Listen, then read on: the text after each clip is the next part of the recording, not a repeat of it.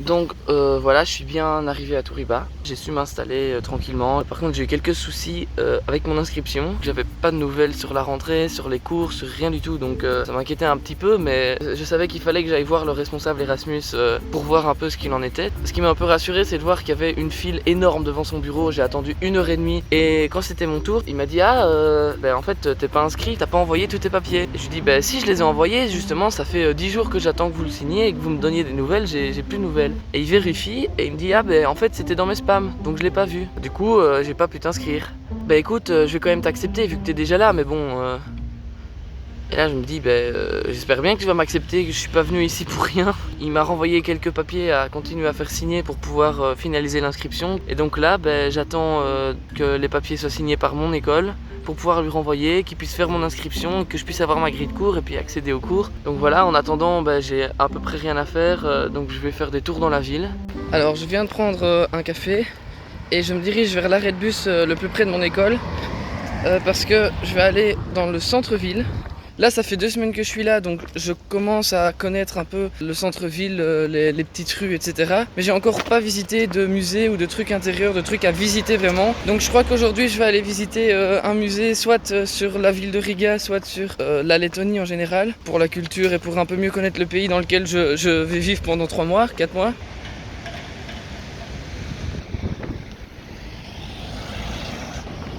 Évidemment j'aurais dû m'en douter, on est samedi donc il y a 2 fois moins de bus, du coup j'ai 20 minutes à attendre, ça m'est encore jamais arrivé, chaque fois j'arrive pile à l'heure pour le bus. Mais c'est pas grave, je vais en profiter justement pour vous parler un peu de mon école. J'espère que vous entendrez bien avec le micro parce que je suis à côté de la route, mais bon c'est pas grave, on va faire avec. Ce qui est bien c'est que l'école est pas dans le centre-ville, ce qui fait qu'il y a plus de place et en fait elle est presque au milieu d'un petit parc.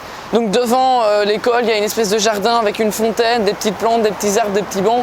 Donc ça c'est super cool, c'est super gai, ça met une belle petite ambiance. Sinon les locaux, les bâtiments sont top, il y a toutes les infrastructures dont on a besoin dans une école. Il y a une bibliothèque, une cafétéria où on peut manger le midi pour 4 €, on a un repas complet. La machine à café qui est prisée tout le temps par tout le monde à toutes les pauses, c'est la file à la machine à café. Et alors moi je suis dans le logement étudiant, donc c'est une espèce d'internat juste à côté de l'école, donc ça c'est super pratique quand je vais en cours. Je suis vraiment à 2 minutes de la salle de classe depuis ma chambre, donc ça c'est parfait. Donc le logement c'est une espèce d'internat avec des chambres communes, donc on est plusieurs par chambre, on est 4 par chambre, il y a tout ce qu'il faut, il y a une garde-robe, il y a un frigo, il y a des rangements, enfin c'est vraiment, il y a tout ce dont on a besoin si on prend le parti de choisir un logement où on est plusieurs dans la même chambre. Donc forcément il y a un peu moins d'intimité, mais ça coûte 75 € par mois, donc c'est absolument rien du tout. On n'est que des étudiants Erasmus, donc c'est cool pour faire des rencontres. J'ai rencontré plein de gens qui sont aussi dans le même mood que moi, qui sont aussi dans l'ambiance Erasmus, dans le fait de découvrir un peu la vie ici. On parle tous anglais entre nous, donc ça c'est cool. Alors on a une cuisine commune, donc ça fait des moments où tout le monde cuisine ensemble et tout, enfin c'est assez gai, ça crée des moments cool. On a des douches communes, des toilettes communes, on a des machines à laver qui sont à l'étage au-dessus, donc ça c'est pratique, on n'a pas besoin d'aller trouver une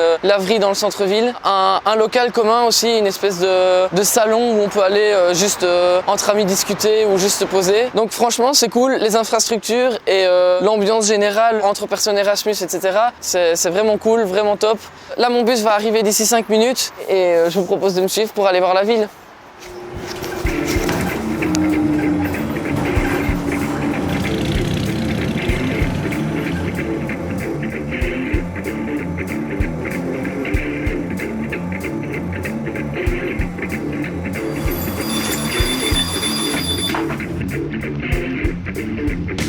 Ce qui est cool, c'est qu'on m'avait dit, quand je disais que j'allais partir à Riga, purée, t'es sûr que tu veux aller là-bas, prends tes grosses vestes, il va faire super froid.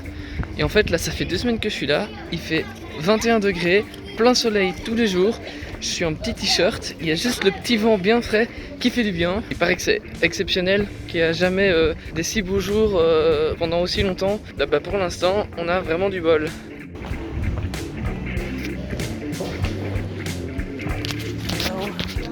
Can I have a student ticket? J'ai décidé de commencer par la base avec le musée de la ville de Riga et franchement c'était super bien. C'est pas un musée qu'il faut faire si vous cherchez un truc fun et rapide sans se casser la tête, hein. C'est beaucoup de textes à lire, etc. Mais si vous voulez apprendre des choses sur l'histoire de la ville, il n'y a pas mieux. C'est vraiment hyper complet comme musée. Pour vous donner une idée, je suis resté 2 heures dans le musée et j'étais loin d'avoir tout vu. J'aurais pu y rester le double sans problème, mais bon, le musée fermait et de toute façon, je commençais à en avoir marre. Je sors du musée et franchement c'était bien, c'était super intéressant. J'ai appris pas mal de trucs sur l'histoire de la ville. Enfin, globalement, c'est l'histoire classique d'une ville portuaire. Maintenant, je vais chercher de quoi manger parce que j'ai faim. J'ai pas encore mangé de la journée et il est déjà 17 h. Donc, bon, je vais essayer de trouver un petit magasin pour acheter un truc à manger.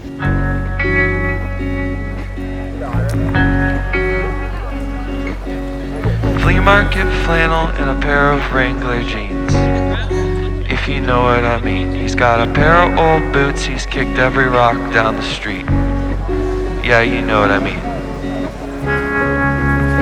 I mean, he wants to be. En cherchant un petit magasin pas loin, je suis passé devant la Blackhead House, qui est un des bâtiments iconiques de la ville. Elle a été construite au Moyen-Âge par la confrérie des Têtes Noires, d'où le nom du bâtiment, qui était l'organisation qui dirigeait la ville à l'époque pour en faire leur QG. C'était donc là que les hauts placés de la ville se réunissaient à l'époque, mais c'était aussi la plaque tournante des échanges et du commerce. Beaucoup de marchands venaient y vendre les produits ramenés depuis le port qui est juste à côté, et c'était aussi un lieu de rencontre où les gens pouvaient venir discuter, jouer à des jeux, boire des coups, etc., à l'instar du Delta à Namur ou des Agora grecques.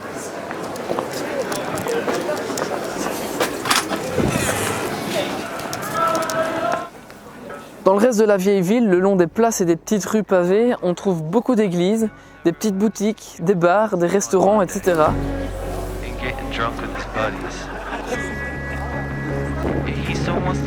La ville n'est pas parfaitement homogène, il y a quand même pas mal de bâtiments plus modernes à plusieurs coins de rue, mais elle garde quand même son charme malgré tout. C'est pour moi une ville dans laquelle il est agréable de sillonner parce qu'elle est assez paisible en fait. Je n'ai jamais eu l'impression qu'il y avait trop de monde et il y fait étonnamment calme. Évidemment, c'est pas non plus le silence de la montagne partout, mais pour une capitale, c'est calme en fait.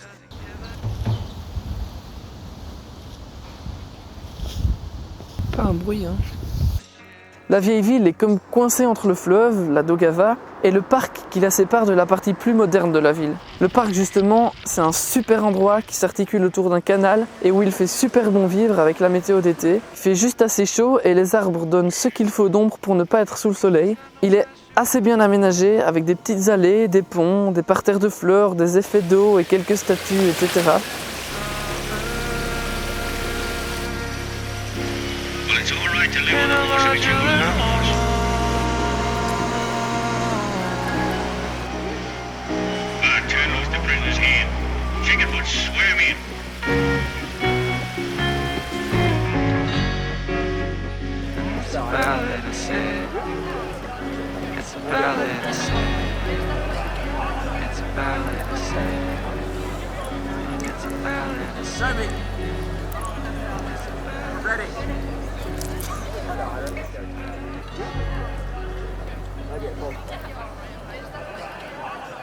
Je vais prendre le bus direction Helsinki. Entre Tallinn et Helsinki, il y a un ferry, donc c'est le début de l'embarquement, donc je vais bientôt monter dans le ferry. Je me dirige vers le parc d'attractions local qui s'appelle Linnanmäki. Un début d'orage, en tout cas il pleut beaucoup et il pleut plus, donc ça c'est bien. Mes vêtements sont mouillés, j'avais fort froid, donc je suis en train de boire mon petit café pour me réchauffer.